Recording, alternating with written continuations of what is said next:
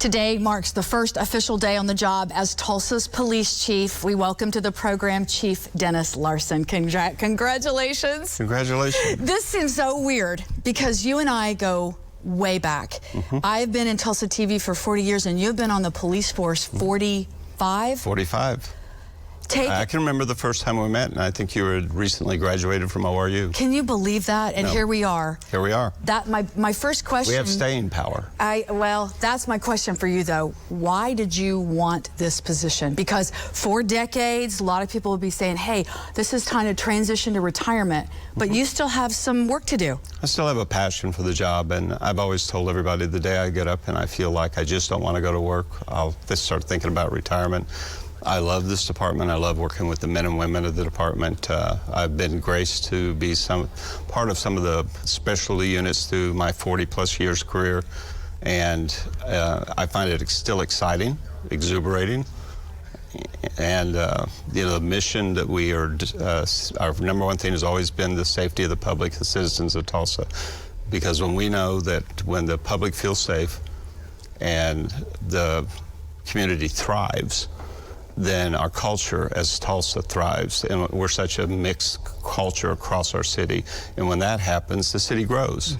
And so public safety will always be the first priority of my office and also of the entire department. Was law enforcement always what you wanted to go into when you were younger, littler?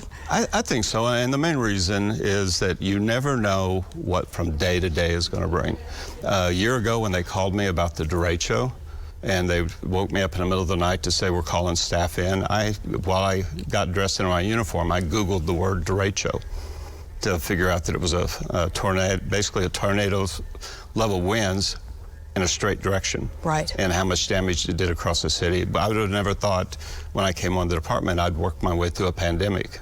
We're modern science. Right. We stopped other viruses when they hit the U.S. in the past 2 decades, and so the word pandemic, that's something that happened in the 1900s, not now, not ours. And yet we found ourselves, Chief Franklin and I did, on the 3rd floor in the command of the police department, often being the only 2 people in the building because we felt it was important that the officers saw their leadership there.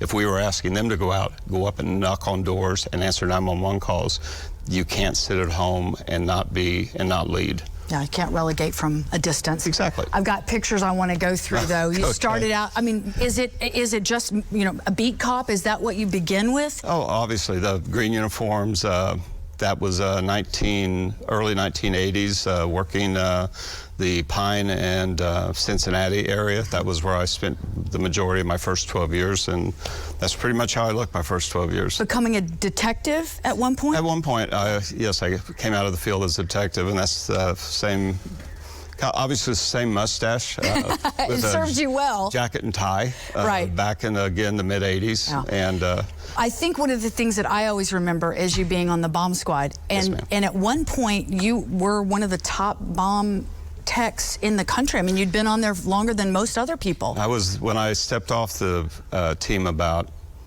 about 18 months ago, I was the 3rd longest serving bomb technician in the United States at 33 years. My So, and the reason I stepped off was mainly suit weighs about 100 pounds, and I just could not wear it for the prolonged periods of time you need to wear it if you're going to do that job.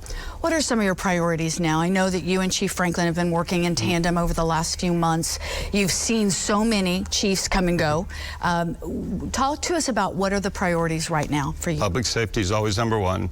Officer safety is just right up there with it. Every man and woman that works for the city of Tulsa in the police department needs to feel they have the best equipped, best trained, and they're going to go home at the end of their shift to their loved ones.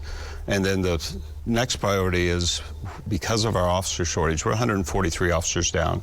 We are transitioning a lot of technology being brought on board to allow our officers to work more quickly and more efficiently. The Real-Time Information Center is crucial to that. One of your stories you ran this morning talked about the flock camera system. We want to grow that, but we also want to grow with our partners throughout the city, like the Quick Trip organization, who we are working with to get access to all the cameras in all their stores, So when we need to look in possibility for a victim or a suspect, we can log in and then see what they're seeing in their store if they're having problems. We look forward to having you on monthly for these conversations. Looking forward to it. Married, 3 kids, how many grands?